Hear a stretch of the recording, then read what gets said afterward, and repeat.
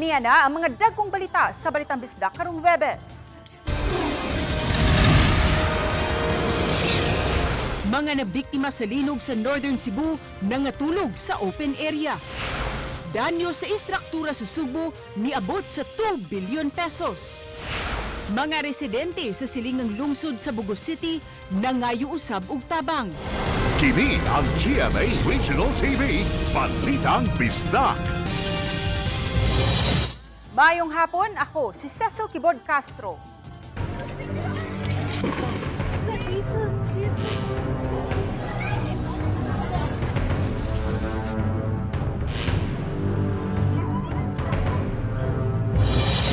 Tungod sa mga nasinating aftershocks, mga residente sa northern towns walay makatulgan ug nagpabilin lang gawas sa ilang mga panimay.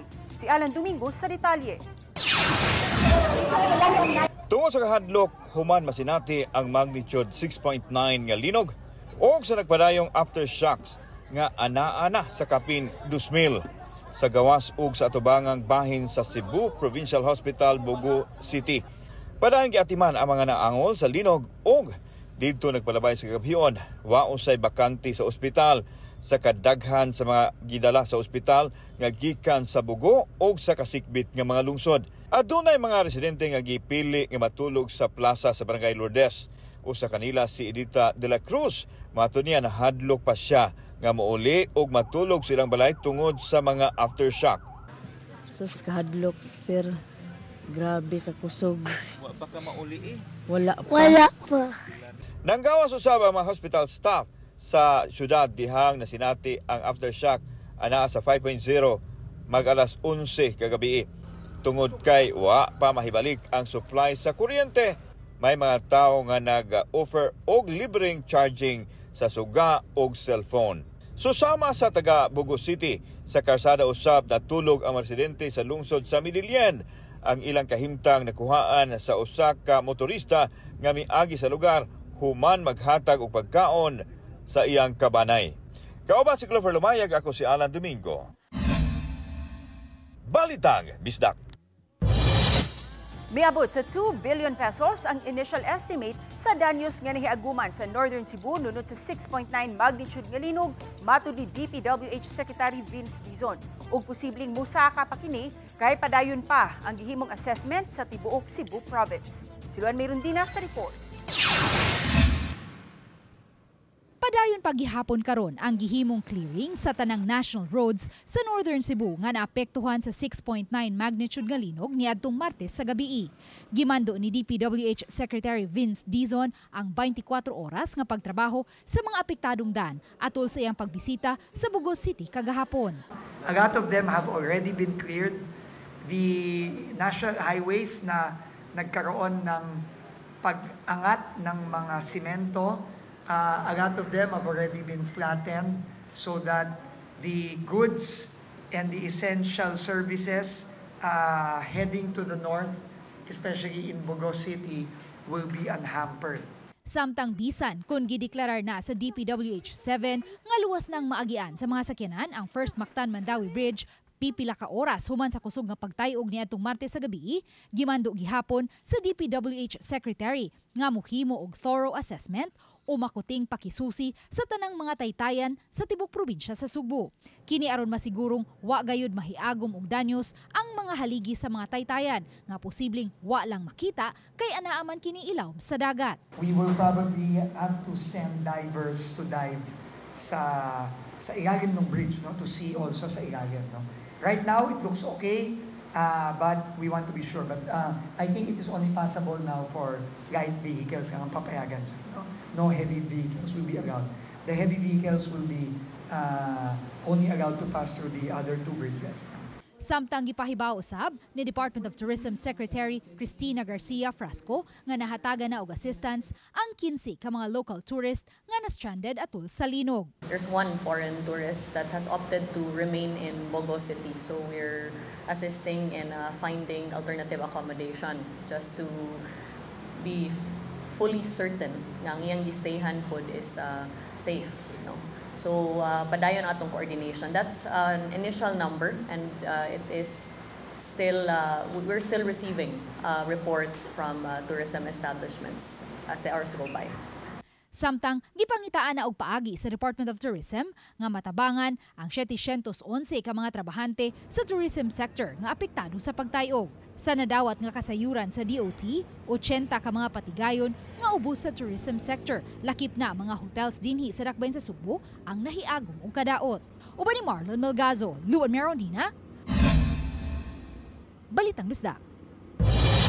Gibisita ni Arsobispo sa Subo Alberto Uy ang amihanang kalungsuran sa probinsya sa Subo aron masusi ang kahimtang sa mga mulupyo nga apektado sa linog. Ani ang report.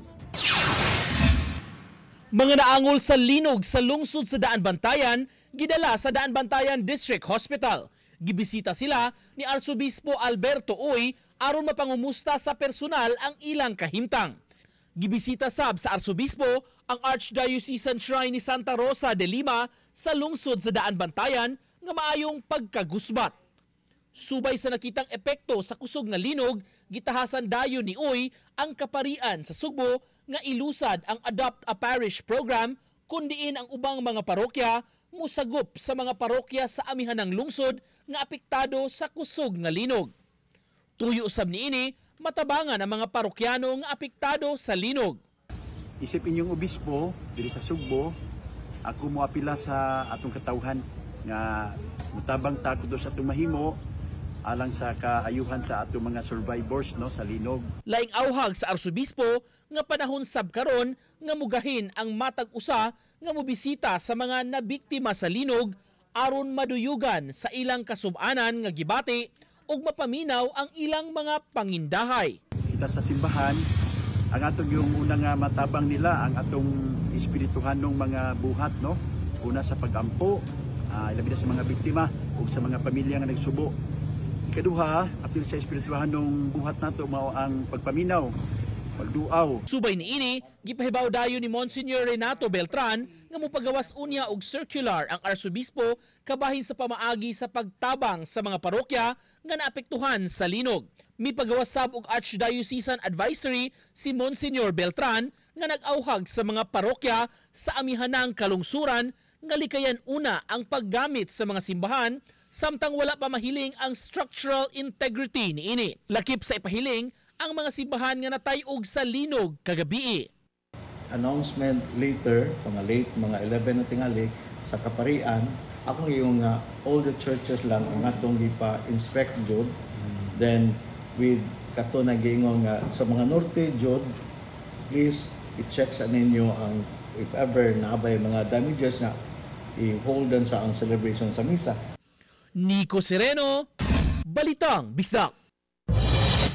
Mga residente sa usa ka housing project sa Bugos City nangayo og relocation site kang Presidente Ferdinand Marcos Jr. Kini atol sa pagbisita sa presidente sa lugar kaganihang buntag. Ang detalye sa report ni Alan Domingo. Sa housing village sa SM Care sa Barangay Pulang Batu, 7 ang nakalas. Dihang mitayog ang magnitude 6.9 nga linog ni adtong Martes. Pasado alas 10 ganihang buntag miabot si Presidente Marcos Jr. sa sitio Cogita. Kini ang ground zero. Sa housing village, nahugno ang 8 ka units ug namatay ang 7 ka mga tao. Lakip na ang usa ka mabdos. Sa ihang pagbisita kauban sa Presidente, ang kalihim sa edukasyon, DOH, DPWH, DSWD ug TOT. Dinhi gisugat siya sa pipila ka mga residente nga mipadayag si ilahang gipangayo nga tabang. Gisusi sa Presidente ang mga balay nga nagbarog pa pero nang liki. Matod sa Presidente, dili na kiniluwas puy-an. Gimanduan niya ang mga cabinet secretary nga dalion ang tabang sa mga tao. Kini ang nahitabo sa tibuok block nga adunay 8 ka units dihang nahugno human na igo sa kusog kaayo nga linog. Pero ang mas makaluluoy mao ang nagpuyo dinhi 7 ka kinabuhi ang nakalas. Apan matod sa Presidente sa mga nanimuyo, luwas nga dapit o luna nga tukuran sa ilang balay ang ilang gipangayo. Dunay 200 ka units ang naasoy housing project nga gipabarog human sa bagyong Yolanda. Matod nila, anugon nga biyaan kining dapita apan wa na sila'y mahimo. Mura sa pagkakaroon, ang mga nakadecide ang mga residente dire nagpuyo nga dili sila mamalik kay murang naagian sila ka trauma kay nang liki naman sa dang ilang kuan mga unit sir. Gikan diri sa Bogo City sa Cebu. Kauban si Clover Lumayag, ako si Alan Domingo. Balitang Bisdak. Kini ang GMA Regional TV, Balitang Bisdak. Kini ang GMA Regional TV, Balitang Bisdak.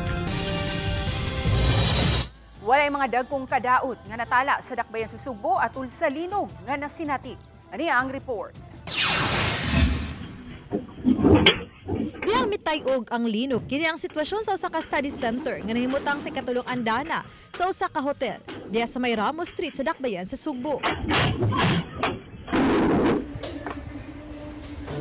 Dayag ang pagkauyog sa mga suga sa study center. Nagkaguliyang ang mga tinunan nga naa sa study center. Tungod sa pagtayog, nanggawas ang mga guest sa usa ka hotel. Sa Fuente Osmeña, ngit-ngit ang usa ka high-rise building nga hotel. Nagpundo sa mga kawani ubang mga tao sa bus stop area sa Cebu BRT Terminal. Sa Barangay Lahog, gipakanaog usab ang mga guest sa usa ka hotel. Nagpabili ni noong gasiga ang mga suga sa hotel. Ila pang gipahiling sa mga structural engineer ang hotel sa wa papabalika ang mga guest. Samtang gipaybaw ni Cebu City Mayor Nestor Archival nga walay nadawat nga dagkong kadaot sa mga public o private infrastructure sa dakbayan sa Sugbo. Hinuna dunay nadawa si Konsehal Dave Tumulak, chairman sa Cebu City Disaster Risk Reduction and Management Council, nga may mga barangay hall nga nakaangkon og gamay nga kadaot tungod sa linog. Hinunumulon sa mayor ang grupo sa mga structure engineer nga magtinabangay sa pagsusi sa structural integrity sa mga government infrastructure. Gipaybaw usab sa mayor nga mopadala ang dakbayan og tulo ka emergency response team aron motabang sa paghatod sa mga naangol sa Bogo City sa mga tambalanan dinhi sa dakbayan. Para maka-inspire. So, kung ang mga institusyon, ang mga building doon sila ready, visitan doon sila na makahatag o tanabit ang normal na operation. But there are only 9 barangays had minor structure nagubalan, plaster, hairline cracks. Uban ni Rod Prado, Femery Dumabok. Balitang Bisdak. Mudagan sa kapin usa ka tuig ang pag-ayo sa mga nagusbat nga historical site, apil na dinhi ang mga makasaysayanong simbahan human miigo ang magnitude 6.9 nga linog. Ang detalye sa report ni Orchid Slapingkaw. Mga hagbong ang mga suga sa gawa sa St. Peter the Apostle Parish sa Bantayan, Cebu, dihang mitayog ang linog. Sa kakusog sa pag-uyog, nahugno ang ubang parte sa simbahan. Nagusbat usab ang Archdiocesan Shrine of Santa Rosa de Lima dito sa Daan Bantayan. Dili na maporma ang simbahan nga usa ka heritage landmark sa lugar. Taliwa niini, wala maunsang imahay sa Santa Rosa de Lima.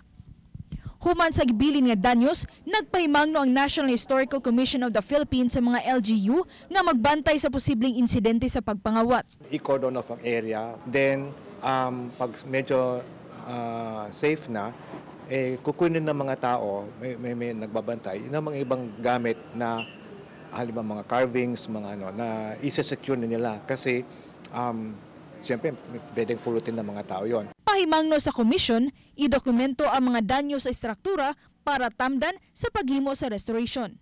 Dili po daw dali ang pag-repair sa mga nagusbat nga mga historical sites nga posibleng mudagan sa usa ka tuig.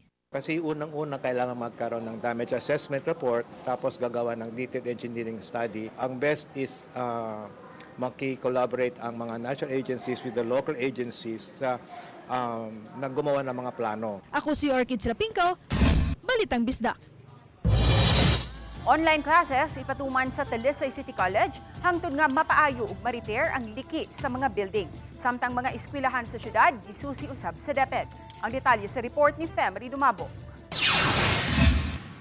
Online classes lang una og way face-to-face classes sa tanang mga tinun-an sa Talisay City College. Kini human girekomendar sa Talisay City Engineering Office nga unfit nga gamiton ang usa ka building sa maong tungaan tungod sa nakitang pagpangliki nga apektado sa kusog nga linog niadtong Martes sa gabi. Di pa matino kung hangtod ganusa ang pagpatuman una sa ilang online classes. Niingon ng engineers na naagi-angay ayuhon, so we will look for funds, hopefully in the quick response fund, para maayo din to, para matrabaho din maayos magamit sa mga bata. Samtang padayong suspendido ang klase sa tanang level sa pampublikong eskwelahan sa Talisay City hangtod karong Biyernes. Samtang padayong suspendido ang klase sa tanang level sa pampublikong eskwelahan sa Talisay City karong adlaw hangtod na ugma Biyernes. Samtang nagpadayon pa ang damage assessment o inspection sa structural integrity sa mga school buildings. Nagka-meeting mi sa DepEd yesterday, ningon mo gud ang DepEd na naagi dapat na gusto nila i-validate sa city engineering. So, na-check nila ilang mga schools, but before na mobile ang klase, they wanted also to be validated by city engineering. Mo nang ni-decide mi na i-suspend og 2 more days para na-team ang DepEd ug ang city. Samtang usa ka 6-man team sa Talisay City RRMO ang gipadala kagahapon sa Northern Cebu aron motabang sa padayon pang rescue and retrieval operation ug uban pang talabangon. Donation drive ang gisudan usab sa Talisay City Government alang sa mga Talisaynon nga buot mo paambit og tabang sama sa tubig ug pagkaon sa mga biktima sa linog sa Northern Cebu. Mato ni Gulyas nga sabutan nila sa City Council kung pila usab nga cash donations ang ipaambit sa Talisay City LGU ngadto sa Northern Cebu. Uban ni Clans Gabuti og Rod Prado, Femery Dumabok. Balitang Bisdak. Kini ang GMA Regional TV, Balitang Bisdak.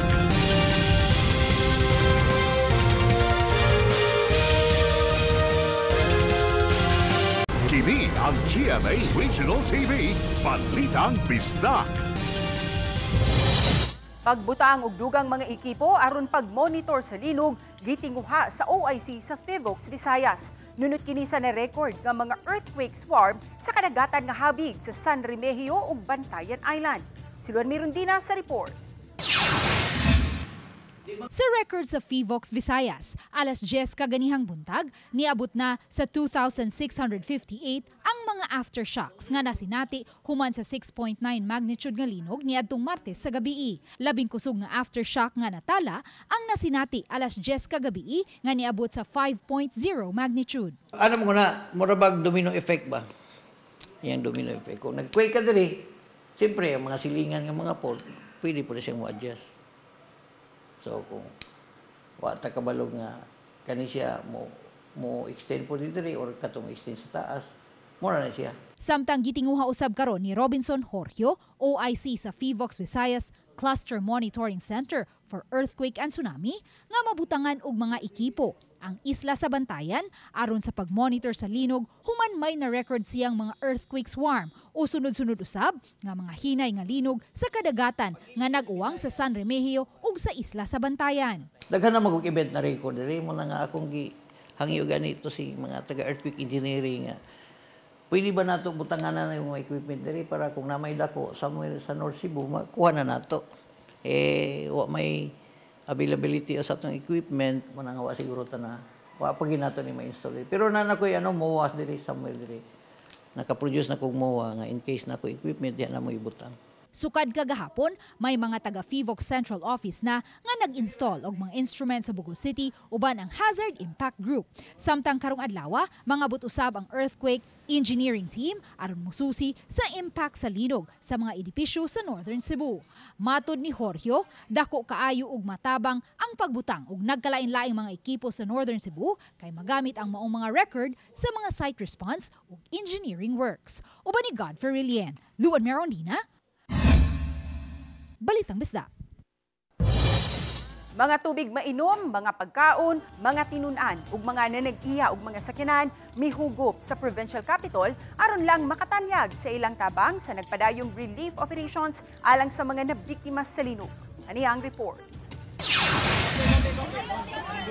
Dayag diha sa Panagway, sa kapin 3,500 ka mga tinunan ang ilang kasibot sa pagtanyag sa ilang kahago, isip ilang tampo sa gipahigayong relief operations. Gipundok-pundok ang mga tinunan nga nag-repack sa mga relief goods nga ihatod sa kalungsuran sa Northern Cebu nga apektado sa linog. Samtang nagpadayon ang pag-repack, nagpadayon usab ang paglinya sa mga tinunan aron malista isip volunteer. Mababay man o lalaki, nagtinabangay pag-alsa sa mga bottled water nga ikarga sa laing grupo sa mga volunteer nga mga tag-iyaw sakyanan. Usa kaniya si Wine Umpad nga taga-Dakbayan sa Lapu-Lapu. Gigamit niya ang iyang sakyanan nga libre. Sa ato pagkikinahanglan nga namoy kontak aron makibaw sa aduna pay dagha mga vehicle owner nga ni volunteer nga mohatod og mga bottled water sa lungsod sa Daan Bantayan. Nga mga donations ato ning dito diri sa Kamansin. Sa ato pa doon na po volunteer nga mo hatod. Maayo dagan sir. Kaloy Ginoo naradagan mga sakyanan nga kuan. Samtang gipahibaw ni Ron Joseph Ramos, representante sa Capitol PIO Office, nga sa pagkakaroon, lisod pa ang pagtala sa nadawat sa Kapitolyo nga mga food packs. Hinoon, sukad pasado alas 9 ganihang buntag, moabot na sa 1,200,000 ka pesos ang kantidad nga nadawat sa Kapitolyo, isip cash donations. Girisibuhan usab kini aron opisyal nga masulod sa panudlanan sa lalawigan ug masumada. So far sir, sa tanan, muagi lang dito sa command center nato dito sa Ubos, magpa-register ra gid. Para man kay para pud masiguro kun katong goods nga ilang gida mahatod yun dito. Yes. Para naapoy course through sa mo if nadawat bagyo dito sa pag after transport. Uban ni Clans Gabutin o Rod Prado, Luan Merondina. Balitang Bisda. Mga biktima sa linog sa Northern Cebu nanawagan og hinabang sama sa pagkaon ug tubig nga labing di kinahanglan nila karon. Samtang Presidente Bongbong Marcos Jr. miduaw aron mga musta sa sitwasyon sa mga residente. Sa iranta ang detalye sa report ni Nico Sereno. Mabata o madagko man, parehong nag-atang sa kadalanan. Kini ang mga eksena nga musugat sa mga mubiyahe paingon sa norte nga bahin sa probinsya. Sama sa barangay Ilihan sa Tabogon, ngadto na sa Bugos City nga naagian namo. Dala ang ilang mga handmade nga karatula nang hinaot sila nga hunungan sa mga sakyanang nangagi nga nagdala og relief goods. Kun muhunong man, magkapuliki na og ilaha kining tapukan. Ang kinahanglan namo karon bugas ug tubig. Kung may mga trabaho sir, way trabaho among bana. Yes, kami nang need me. Ikan sa paglinog, wala ko'y kwarta, wala ko ko'y bugas. Muna nang inahanglan, ko bugas, buntag pa ko diri, buntag pa mi diri pinabot. Bugas, tubig, kung naay kwarta mo tunol, dawato na mo. Ang uban nga mga residente, gipanglaray na sa daan ang mga container sa tubig sa panghinaot nga dunay mo tunol o bumbero ba nga makasahod niini. Kung walay tubig sir, dili ta kaliyok, bugas og para kilis sa bugas. Makaluto ta para kaon sa itong pamilya. Hugas sa plato, sir. Nya, usa pa sad, sir. Duha na may kaadlaw. Walay ligo. Init na kaya mong lawa, sir. Kaganihang buntag, personal nga bibisita sa Bugos City si Presidente Bongbong Marcos. Usa sa giadto niya ang nagusbat nga Bugos City Hall. Mihimo ang presidente og briefing kauban ang gobernador ug mga mayor sa LGUs nga naapektuhan sa linog, ingon man mga cabinet secretaries. Naki-update si Marcos sa estado sa trabaho ug sa mga gihimo sa matag ahensya. Sama sa pagpangumusta kanus ang mabalik ang kuryente ug tubig sa mga residente ug nangutana sab unsa pay gikinahanglan sa mga apektado. Dugang tent sab ang iyang ipaapod-apod. Gipapaspasan sab sa presidente ang pagtrabaho sa mga infrastruktura nga nagusbat labi na sa ospital. Bogo will have electricity complete for the entire city by the end of today. Bukod pa doon, yung dinaanan naming ospital na nasa labas pa lahat ng pasyente, ang DPWH nakapagpadala na ng mga engineer, tinignan yung ospital at ngayon clear na nila, safe na yung ospital, pwedeng ibalik sa loob ang mga pasyente na. Bisaad ang presidente, padayong mutabang sa panginahanglanon sa mga biktima sa linog. Nico Sereno, Balitang Bisda. Pagdahili sa yuta ug mga bato nahitabo sa sitio Telepono, Barangay Manipis sa Dakbayan sa Talisay. Pasado alas 3 kaganihang kadlaw. Usa sa gitanaw mo'y resulta kini sa magnitude 6.9 nga linog niadtong Martes sa gabii ug sa mga nabatyagan nga mga aftershocks. Nakatampo usabang na sinating pagbundak sa kusog nga uwan kagabii. Mato sa City of Talisay Traffic Operations and Development Authority kun City Toda, adunay usa ka motorista kinsa hapit maabti sa pagdahili sa yuta ug mga bato ang nagpahibaw nila sa insidente. Gibana-bana nga moabot sa napo ka mga dump truck ang gidaghanon sa mga yuta ug bato nga mitabon sa daan. Clearing operations daling gihimo usab sa DPWH. Hinuon kag buntag katunga sa lane na ang maagian. Atensyon sa mga nangita og trabaho o baka gusto nga mag-shift og career. Ani ay 10,000 ka mga trabaho nga nagpaabot kaninyo sa ipahigayong local ug overseas job fair sa Cebu Provincial Public Employment Office karong weekend. Sa October 4 Sabado, ipahigayon ang overseas job fair. Samtang sa October 5 Domingo, ipahigayon ang local job fair. Kapin sa 20 ka mga kompanya ug 30 ka mga overseas employers ang nagtanyag og trabaho.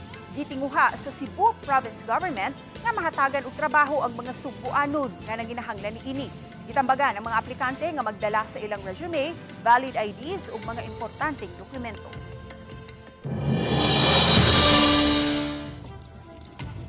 Reconstruction o ang pagpahiuli sa orihinal nga istruktura sa duha ka mga heritage church sa Northern Cebu nga nagbusbat atol sa kusog nga linog niadtong Martes sa gabii gitinguha sa Commission for the Cultural Heritage of the Church. May aduna na bay timeline kung kanu sa kini pasugdan. Ses tungod kay rapid assessment pa lang ang nahimo sa Cebu Archdiocesan Commission for the Cultural Heritage of the Church. Di pa sila makahatag og timeline kung kanus kini masugdan pagtrabaho. Apan ilang gipaniguro nga mabalik gayud ang orihinal nga hitsura sa mga naggusbat nga mga heritage church, sama sa mga heritage church sa lalawigan sa Bohol ug sa Basilica Minore del Santo Niño nga naggusbat atol sa linog niadtong 2013. Sa napo ka mga simbahan sa Northern Cebu nga nahiagom og kadaot atol sa 6.9 magnitude nga linog sa Bugos City niadtong Martes sa gabii ang Archdiocesan Shrine of Santa Rosa de Lima sa lungsod sa Daan Bantayan mao'y grabing nahiagom og kadaot. Ang Cebu Archdiocesan Commission for the Cultural Heritage of the Church, pinanguluhan ni Father Brian Brigoli, kinsa ni Susi Gilayon sa naasoing simbahan, nibutyag nga 1/5 na lang sa istruktura ang nahabilin human sa pagtayog. Usapan naman kini ka Heritage Church nga hinimo gikan sa coral stones ug nagbarog sulod na sa pipila ka katuigan. Human nakapahigayon og rapid assessment sa naasoing simbahan, gitigom gilayon ni Father Brigoli ang parish priest ug ang PPC ug iyang gipaniguro ngadto kanila nga mahatagan og gahin ug assistance ang simbahan gikan sa mga government cultural agencies. Gani sugod dayon gahapon coordinate na dayon tayo ni mga national cultural agencies sa mga pananglitan sa NCCA o sa NHCP. Kundiin, we are already in direct connections and coordinations and communications with them of how to start aftermath of the earthquake. Tungod sa kadako sa danyos, matud ni Father Brigoli, dili lang basta restoration ang himuon sa naasoing simbahan kundi reconstruction gayud apan pinasubay sa unsay orihinal nga hitsura niini. We are going to reconstruct the facade. Of course, using the old coral stones. Okay, this is really how we are doing the procedures when it comes to cultural heritage churches. We don't have any difficulty of its reconstruction because it's well documented before the earthquake. Gawa sa Archdiocesan Shrine of Santa Rosa de Lima, nahiagom usab og danyos ang mga simbahan sa Udlot Bugo, San Juan Nepomuceno Parish Church, sa San Remigio, ang simbahan sa Lambusan sa San Remigio nga bag-uhay lang napabarog, ang simbahan sa Midilien ug laing duha pa ka mga modern church sa Bugos City. Wala pa hinuon mabisita sa Commission for the Cultural Heritage of the Church ang St. Peter the Apostle Parish sa Bantayan Island nga usa sa mga heritage church nga nahiagom usab og kadaot atol sa linog. Hinuon subling mobalik sa Northern Cebu sila si Father Brigoli karong Sabado aron mohimo og rapid assessment sa uban pang mga simbahan sa dapit nga may mga kadaot usab. Ug tungod kay nagpadayon paghihapon ang mga aftershocks, gipahibaw usab ni Father Brigoli ang mga parish priest ug PPC sa mga safety protocol sama sa pagpahigayon lang una sa Santos nga misa sa mga open spaces. Ang amo ra gyung giuna ma'am, nga amo ra gyung girisgo ang pag-recover gyud sa tabernacle. Mo ra gyud. All the rest mga statue, leave it there nga naapa sa sawg. Time will come that we will conduct the recovery operation, but not now. Ses, sa pagkakaroon, di pa makahatag sa kinatibuk ang danyo sa mga nagusbat nga mga simbahan ato sa Linog, ang Commission for the Cultural Heritage of the Church kay muhimo pa sila og thorough assessment. Sa pikas bahin ses, nagpadayon karon ang Operation Bayanihan sa GMA Kapuso Foundation diin uban nato ang mga student volunteers nga nitabang sa pagrepack sa mga bugas ug mga canned goods. Niabag usab kanato ang mga personnel sa 14th Civil Military Operations Battalion sa Philippine Army aron ma-transport kining mga hinabang adto sa daan bantayan ugma sa buntag. Sa pagkakaroon ses, nagpadayon usab ang pang-apod-apod ug mga hinabang sa GMA Kapuso Foundation dito sa Bugos City, uban ang 53rd Engineer Brigade sa Philippine Army. Sa mga buot mo donate, mudawat ang GMA Kapuso Foundation og mga donation. Labing gikinahanglan karon dito sa Northern Cebu ang mga habol, towel, hygiene kits, gamit sa panimay, mga balde, chinilas, tubig, tent o trapal. Ug so far ses, mao ka na ang latest nga atong nahipos gikan dinhi sa gawas. Ses, daghang salamat, Luan May Rondina. Kami ang GMA Regional TV Balitang Bisdak. Kinatibukang puwersa alang sa mas dakong misyon ug mas halapad nga pag-alagad sa nasod. Mga kapuso, 84 days to go na lang ug Pasko na. Maayong hapon mga kapuso ug amping kanatong tanan.